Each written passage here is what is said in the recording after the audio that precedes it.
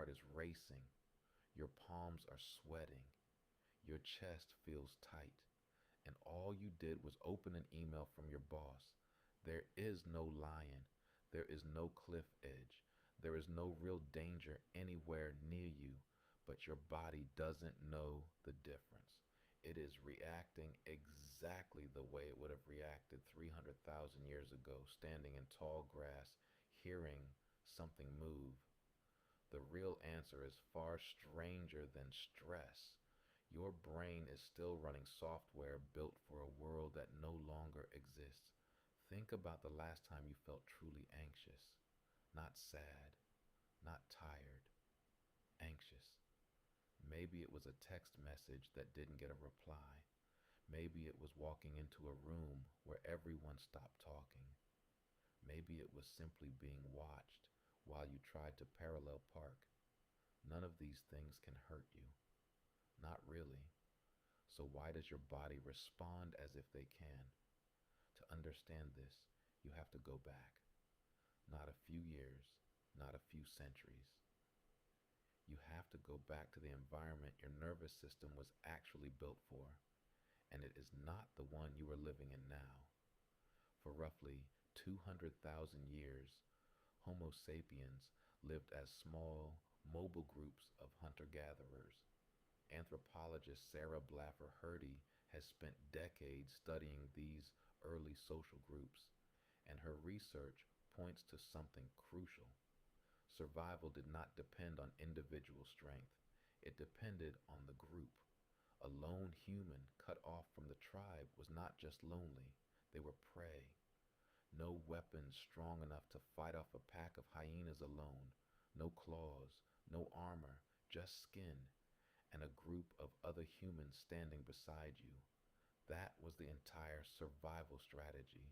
So your brain developed a very specific alarm system, not just an alarm for lions and cliffs and fire, an alarm for social threat, rejection, exclusion, being looked at with disapproval, being talked about behind your back. Because in that ancient world, disapproval was not an inconvenience. Disapproval was often the first step toward being left behind. This is where it gets stranger. Neuroscientist Naomi Eisenberger ran a now famous study in the early 2000s. She put people into a brain scanner and had them play a simple ball tossing game with two other players. Except the other two players were computer programs, and partway through the game, they simply stopped throwing the ball to the participant. That's it. No insult, no danger, just being excluded from a virtual game of catch. And yet the brain scan showed something remarkable. The same region that lights up during physical pain, the anterior cingulate cortex, activated during social exclusion. Your brain does not have two separate systems for a broken bone and a broken heart. It uses the same alarm. Being left out doesn't just feel bad. To your ancient nervous system, it registers as danger. Now picture your ancestors again, a small group, 20 or 30 people, everyone knowing everyone. Reputation was not a modern obsession, it was survival infrastructure. If the group trusted you, you ate. If the group turned on you, you might not. So the brain built a constant background process, scanning faces, scanning tone of voice, scanning body language, looking for the tiniest sign that your standing in the group had shifted. You still have that process running, right now, all the time. It's why a single unanswered message can hijack your afternoon. It's why walking into a party alone can feel more threatening than it should. It's why public speaking consistently ranks as one of the most feared experiences for modern humans, even above death, according to research popularized by psychologist Karen Dwyer at the University of Wisconsin-Whitewater. Standing in front of strangers isn't dangerous. Nobody has a spear. And still, your palms sweat, your throat tightens, your mind goes blank. Because standing exposed in front of a group, being watched and evaluated, is precisely the scenario your nervous system was trained to fear the most. Not because you might fail, because you might be judged unworthy of belonging. Here's the twist almost nobody talks about. This ancient alarm system was never designed to be accurate, it was designed to be fast. A brain that hesitates to check whether the rustling grass is really a lion doesn't get a second chance. So, evolution favored oversensitive alarms. False positives were survivable, missed threats were not. That means your brain today is not broken when it panics over a slightly cold text message or a delayed reply. It is doing exactly what it was built to do. It would rather overreact 10,000 times to imaginary rejection than underreact once to a real one.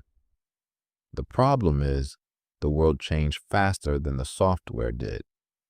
You no longer live in groups of 30 where everyone's opinion determines your survival. You live in a world of thousands of passive observers, comment sections, social feeds, and situations where being disliked by a stranger costs you nothing real. But your amygdala doesn't know that. It still treats a stranger's raised eyebrow the way it once treated a low growl in the dark. This is the modern mirror of an ancient truth. You feel the sting of social rejection so intensely because for most of human history, your ancestors who did not feel that sting, who did not care whether the group approved of them, quietly disappeared from the gene pool. The ones who survived to pass on their traits were the ones wired to care, deeply, instinctively, immediately. So when your chest tightens before a difficult conversation, or you replay an awkward moment for hours afterward, you're not overreacting. You're inheriting. And here's where that ancient wiring shows up most in daily life, not in emergencies, in ordinary moments. A conversation that goes quiet, a joke that doesn't land, a room you walk into where you're not sure where to stand. Your brain treats these tiny social frictions the way it once treated real physical danger, which is why so many people spend years quietly avoiding the exact situations, meeting new people, speaking up, putting themselves forward that would actually help them the most. This is usually where people try to just push through it with willpower and mostly fail. Because you're not fighting a personality trait. You're fighting a few 100,000 years of programming. What tends to work better is retraining the response itself, giving your nervous system enough repeated, low-stakes practice in social situations that it slowly recalibrates what counts as safe. That's the actual mechanism behind the complete social confidence system.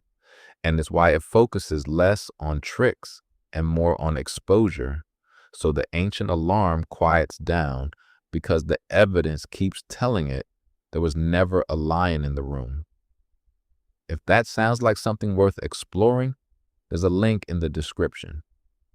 None of this means you're broken. It means you're exactly what evolution intended you to be. A creature wired to crave belonging so desperately that the mere possibility of losing it can feel like a matter of life and death. Your ancestors who felt nothing when the group turned cold, who shrugged at exclusion, who didn't flinch at disapproval, are not your ancestors at all. They didn't make it.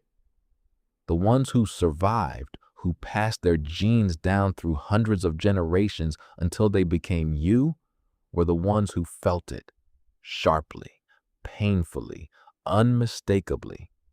So the next time your heart pounds over something as small as silence after a text, remember what that feeling actually is.